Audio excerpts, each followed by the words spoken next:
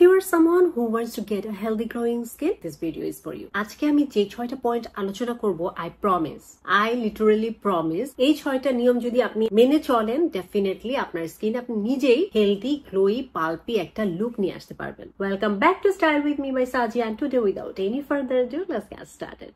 Number 1, আপনি যদি আপনার স্কিনটাকে গ্লোই করতে চান, প্রথমেই আপনার আইডেন্টিফাই করতে হবে যে আপনার স্কিনে গ্লো কেন নাই, কি কি কারণের দরুন আপনার স্কিনটা গ্লো হারাচ্ছে, এটা আপনার আগে চিহ্নিত করতে হবে। ডার্মাটোলজিস্টরা মোটামুটি 5টা পয়েন্ট বলেছেন, যেই 5টা পয়েন্টের দরুন আপনার স্কিনটা তার গ্লো হারাচ্ছে। নাম্বার 1 হচ্ছে ল্যাক অফ ময়েশ্চারাইজেশন। আপনি যদি যথাযথ পরিমাণে স্কিনকে ময়েশ্চারাইজড না রাখেন, রুক্ষ শুষ্ক স্কিনের ডালনেসটা সবচেয়ে দ্রুত চোখে পড়ে। নাম্বার 2 হচ্ছে স্কিন ব্যারিয়ার ড্যামেজ। বিভিন্ন ধরনের ক্ষতিকারক বিভিন্ন ধরনের ভুল অ্যাপ্লিকেশনের দরুন, হাবিজাবি বিভিন্ন ধরনের কেমিক্যাল প্রোডাক্ট অ্যাপ্লিকেশনের দরুন অনেক কারণে স্কিন ড্যামেজ হতে পারে। ড্যামেজ স্কিন ব্যারিয়ার যদি থাকে, দেখতে ভীষণ ডাল লাগবে, গ্লো কোনোভাবেই আনা সম্ভব না। নাম্বার 3 হচ্ছে সান ড্যামেজ। সূর্যের ক্ষতিকারক রশ্মি যখন আপনার ত্বকের উপর পড়ছে, এটা কোলাজেনকে ব্রেক ডাউন করছে, ত্বকের ইলাস্টিসিটিটা লুজ হয়ে যাচ্ছে, এবং আপনি দেখবেন টান টান যে কোনো একটা জিনিসের উপর সূর্যের আলো আসলে যে পরিমাণ একটা রিফ্লেকশন হয়, গ্লো হয়, একটা জিনিস যখন টান টান থাকে না, কুচকে যায়, তার উপরে ওই প্রতিবিম্বটা প্রতিফলিত হয় না। এই কারণে স্কিনটা যত টান টান রাখতে পারবেন, স্কিনের গ্লোটা তত বেশি আসবে। সূর্যের আলো হচ্ছে একটা অন্যতম কারণ গ্লো নষ্ট হওয়ার। নাম্বার 4 হচ্ছে এজিং, অর্থাৎ বয়সের সাথে সাথে আপনার ত্বকের ডালনেস বাড়বে। আমরা মনে করি সাইন অফ এজিং মানে হচ্ছে রিঙ্কেলস, ফাইন লাইন্স, এগুলো শুধুমাত্র বয়সের ছাপ ফেলে না ত্বকে। আপনার যখন বয়স বাড়তে থাকে, আমাদের সেল টার্নওভার প্রসেসটা স্লো হয়ে যায়, মৃতকোষ জমার প্রবণতাটা বেড়ে যায়, এই কারণে স্কিনটা অনেক বেশি ডাল লাগে। এন্ড নাম্বার 5 হচ্ছে খুবই ইম্পর্টেন্ট লাইফস্টাইল। আপনার ডায়েট বলেন, এক্সারসাইজ বলেন, স্লিপিং প্যাটার্ন বলেন, খাদ্যাভ্যাস বলেন, এই সকল কারণে স্কিনে ডালনেস চলে আসতে পারে। তো এই 5টা কারণের কোনটার কারণ অথবা একাধিক কোনো কারণে আপনার স্কিনের গ্লো হারাচ্ছে কিনা, সেটাকে সবার আগে আইডেন্টিফাই করতে হবে। তারপরে সেই অনুযায়ী আপনাকে ব্যবস্থা নিতে হবে যে গ্লো যেন আর না হারায়। এরপরে হচ্ছে আমরা গ্লো এর দিকে যাব। মানে এই 5টা কারণ আপনাকে প্রতিহত করতে হবে, যেগুলো আপনার হাতে আছে। এরপরে মাঠে নামতে হবে কিভাবে স্কিনের গ্লোটা ফিরিয়ে আনা যায় বা রক্ষা করা যায়। স্কিনে গ্লো আনার 2 নাম্বার পয়েন্ট হচ্ছে আপনার ক্লিনজিং প্রসেস। আপনার স্কিন কেয়ারের প্রথম স্টেপ হচ্ছে স্কিনটাকে ক্লিন করতে হবে, ক্লিয়ার করতে হবে। এই জন্য ফেস ওয়াশ অথবা ক্লিনজার আমরা ব্যবহার করি, এই কথা আমরা মোটামুটি সবাই জানি। বাট ক্লিনজিং প্রসেসে অনেকের ভুল থাকতে পারে, অথবা ক্লিনজার সিলেকশনটা রং হতে পারে। খুব হার্শ কেমিক্যাল যুক্ত ক্লিনজার বা ফেস ওয়াশ কিন্তু আপনার স্কিনের মাইক্রোবিয়মটা নষ্ট করে দেয়, উপকারী ব্যাকটেরিয়াকে দূর করে ফেলে, স্কিনটা খুব খসখসে রাফ হয়ে যায়, এবং যত বেশি রাফ হবে, শুষ্ক হবে, আমরা জানলাম যে তত বেশি স্কিনটা ডাল লাগবে, গ্লো হারাবে। ক্লিনজারকে আপনাকে সঠিক ভাবে বাঁচতে হবে যে আপনার স্কিনের জন্য কোন ক্লিনজার প্রয়োজন, এবং ব্যবহার বিধিতে খেয়াল রাখতে হবে খুব বেশি রাব ঘষাঘষি করবেন না। হাতে ফেনা তৈরি করে মুখে দিবেন ফেস ওয়াশটা, হালকা হাতে ম্যাসাজ করে পানি দিয়ে ধুয়ে ফেলবেন, এরপরে প্যাড ড্রাই করবেন। এবং ফেস ক্লিনিং এর ক্ষেত্রে কখনো গরম পানি ব্যবহার করবেন না। গরম পানিও কিন্তু আমাদের স্কিনটাকে বেশি শুষ্ক করে দেয়, ডালনেস নিয়ে আসে। রুম টেম্পারেচার, অর্থাৎ আপনার ট্যাপের পানির যেই টেম্পারেচার, সেইটাতেই যদি বেশি গরম থাকে সেটাকে কুল ডাউন হতে দিবেন, কিন্তু গরম পানিটা কখনোই ফেস ওয়াশ করবেন না। স্কিনে গ্লো আনার 3 নাম্বার টিপটা হচ্ছে স্কিনটাকে প্রচুর পরিমাণে এবং ডিপলি ময়েশ্চারাইজড রাখতে হবে। এটা সবসময় মনে রাখবেন যে আপনার স্কিনের আউটার লেয়ারটা যত বেশি হেলদি থাকবে, স্কিনের গ্লো তত ভালো আসবে। আপনার আউটার লেয়ার, একদম স্কিনের উপরিভাগ যদি ড্যামেজড থাকে, তাহলে স্কিন থেকে পানিটা খুব দ্রুত উড়ে যায়, বাষ্পীভূত হয়ে যায়, এবং স্কিনটা ড্রাই হয়ে ডাল হয়ে যায়। এর দরুন স্কিনের ডালনেস আসে, ইরিটেশন আসে, ডেড স্কিন সেলটা বেশি জমে থাকে, লং টার্ম একটা ড্যামেজ হয়। এবং এর সলিউশন কি? একটাই সলিউশন, প্রপারলি ডিপলি ময়েশ্চারাইজড রাখতে হবে স্কিনকে। আপনার স্কিন যদি ভীষণ রুক্ষ শুষ্ক হয়, আপনি দিনের বেলাতে সানস্ক্রিন অ্যাপ্লাই এর আগে একটা ময়েশ্চারাইজার অ্যাপ্লাই করবেন। আপনার স্কিন যদি খুব বেশি অয়েলিও হয়, তাও জেল বেসড কোন একটা ময়েশ্চারাইজার আপনার AM এবং PM রুটিনে রাখার চেষ্টা করবেন। আর যদি দেখেন সানস্ক্রিনটাই আপনাকে যথাযথ পরিমাণে ময়েশ্চারাইজড রাখছে, আপনার স্কিন শুষ্ক রুক্ষ হচ্ছে না, টান টান লাগছে না, তাহলে আলাদাভাবে দিনের বেলাতে ময়েশ্চারাইজার ব্যবহারের প্রয়োজন নেই, রাতের বেলাতে ব্যবহার করলেই চলবে। এবং রাতের বেলাতে যে ময়েশ্চারাইজারটা ব্যবহার করবেন, চেষ্টা করবেন সেটা যেন কিছু না কিছু অ্যান্টি এজিং উপাদান সেটার ভিতরে থাকে। এগুলো উপাদানের ভিতরে ভিটামিন ই থাকাটা খুব ভালো। নাইট ক্রিমে ভিটামিন ই সমৃদ্ধ উপাদানগুলো আপনার স্কিনটাকে খুব ভালো প্রোটেকশন দিয়ে থাকে। হাইলুরনিক অ্যাসিডের কথা কথা তো বলাই বাহুল্য, হাইলুরনিক অ্যাসিড খুবই ভালো, ওয়াটার রিটেইন করে, স্কিনটাকে হাইড্রেটেড রাখে। সেরামাইড থাকতে পারে, হাইলুরনিক অ্যাসিড থাকতে পারে, স্কুয়েলেন থাকতে পারে। এই জিনিসগুলো স্কিনের ময়েশ্চার ব্যারিয়ারটাকে রক্ষা করতে খুবই খুবই ভালো কাজ করে। এবং একটা জিনিস চেষ্টা করবেন যে যাদের একটু ম্যাচিউর স্কিন, এইজিং এর দিকে যাচ্ছে, ডালনেস কমাতে চাচ্ছেন, আপনারা চাইলে সপ্তাহে 1-2 বার শীট মাস্ক ব্যবহার করতে পারেন। আমি জানি শীট মাস্ক ব্যবহারটা একটু এক্সপেন্সিভ এর দিকে যাবে, অ্যাটলিস্ট 200, 250, 300 টাকার মতো এক একটা শীট মাস্ক দাম পড়ে, এবং একটা শীট মাস্ক আপনি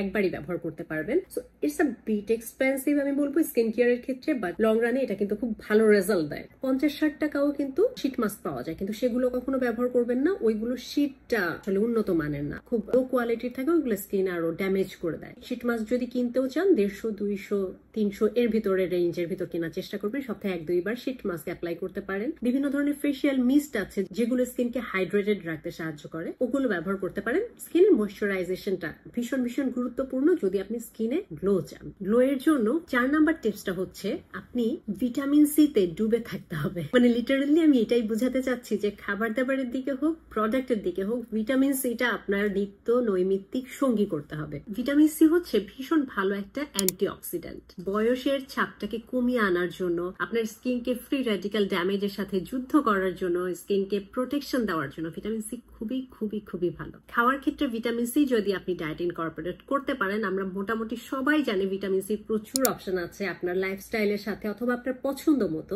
কোন ভিটামিন সিটা আপনি খেতে চান, আপনি সেগুলো গুগল করে, রিসার্চ করে, কোন নিউট্রিশনিস্টের সাথে কথা বলে, এনি হাউ আপনি ফাইন্ড আউট করেন। এবং আমাদের আশেপাশে সিজনাল ফ্রুটস বলেন, শাকসবজি বলেন, প্রচুর ভিটামিন সি আছে। আলাদাভাবে সাপ্লিমেন্টস নেওয়ারও সবার প্রয়োজন নাই। তো ডায়েটে ভিটামিন সি ইনকর্পোরেট করেন, ইন্টারনালি ভিটামিন সিটাকে বুস্ট আপ করলে কোলাজেন অবশ্যই ভালো থাকবে, স্কিনে বয়সের ছাপ কম আসবে, টান টান থাকবে, ইলাস্টিসিটি থাকলে অটোমেটিক্যালি গ্লো আসবে। আর বাইরে থেকে একটা ভিটামিন সি যাদের একনি পিম্পলের সমস্যা নাই, দিনের বেলাতে ব্যবহারের চেষ্টা করবেন। এটা সানস্ক্রিনের সাথে মিশা সানস্ক্রিনের শক্তিটাকে আরো বেশি দ্বিগুণ করে দেয়, প্রোটেকশন লেয়ারটাকে অনেক মজবুত করে দেয়। এবং আমাদের প্রোটেকশন যত ভালো হবে, ক্ষতি তত কম করতে পারবে। ডিফেন্স যদি ভালো থাকে, আমার ত্বকের সেনাবাহিনী যদি শক্তিশালী হয়, তাহলে বাইরের শত্রুতা আমাকে আক্রমণ করে কাহিল করতে পারবে না। আর আমাদের ত্বকের জন্য এই সেনাবাহিনীর কাজ করবে হচ্ছে ভিটামিন সি। এটা আপনার ত্বককে ব্রাইট করবে, রেডিয়েন্স আনবে, আপনার হাইপার পিগমেন্টেশন, ডার্ক স্পটটাকে ক্লিনিক্যালি ইমপ্রুভ করতে সাহায্য করবে, হাইড্রেশন রক্ষা করতে ভিটামিন সি খুব ভালো কাজ করে,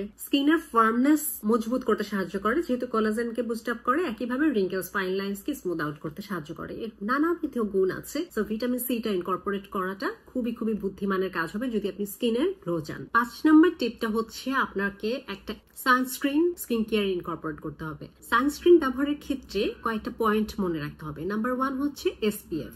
এসপিএফ কত? আমেরিকান একাডেমি অফ ডার্মাটোলজির মতে এসপিএফ 30+ যে কোনো সানস্ক্রিন আপনার স্কিনকে কিন্তু ক্ষতিকারক রশ্মি থেকে সূর্যের প্রতিহত করবে, আপনার এজিং প্রসেস স্লো ডাউন করবে এবং ট্যান দূর করবে। 30+ ইনাফ, নট নেসেসারি আপনাকে 70 কিনতে হবে, 50 কিনতে হবে, 40 কিনতে হবে। আপনি 30 পরে যে কোনোটাই ব্যবহার করতে পারেন। নাম্বার 2 হচ্ছে ফর্মুলা। ফর্মুলেশনটা কেমন? আপনি স্প্রে ব্যবহার করতে পারেন, সানস্ক্রিন স্টিক ব্যবহার করতে পারেন, নর্মালি যেটা ক্রিম বেসড, জেল বেসড যে কোনো কিছুই ইনকর্পোরেট করতে পারেন আপনার সুবিধা মতো। কিন্তু বলা হয়ে থাকে যে ফিজিক্যাল সানস্ক্রিনটা নাকি কেমিক্যাল সানস্ক্রিন থেকে একটু ভালো প্রোটেকশন দেয়, যেহেতু এটা স্কিনের উপর বসে থাকে। বর্তমান মার্কেটে অনেক ধরনের কেমিক্যাল সানস্ক্রিন আছে যেগুলো কিন্তু অনেক ভালো মাত্রার সান প্রোটেকশন দিয়ে থাকে, যেটা ক্লিনিক্যালি প্রুভেন। তো আপনার যেই ধরনের সানস্ক্রিন পছন্দ, যেই ফর্মুলেশনে পছন্দ, আপনি স্কিন কেয়ারে ইনকর্পোরেট করতে পারেন। নাম্বার 3 হচ্ছে অ্যাপ্লিকেশন। খুবই খুবই গুরুত্বপূর্ণ। সানস্ক্রিন কিনলাম, সব ঠিকঠাক আছে, কিন্তু ঠিক মতো অ্যাপ্লাই করলাম না, প্রোটেকশন কি আপনাকে দিতে পারবে? পারবে না। সানস্ক্রিন ব্যবহারের নিয়ম হচ্ছে 2 ফিঙ্গার্স। এই যে পুরো আঙুল, এই পুরো আঙুলের উপরে সানস্ক্রিন দিবেন। দেওয়ার পরে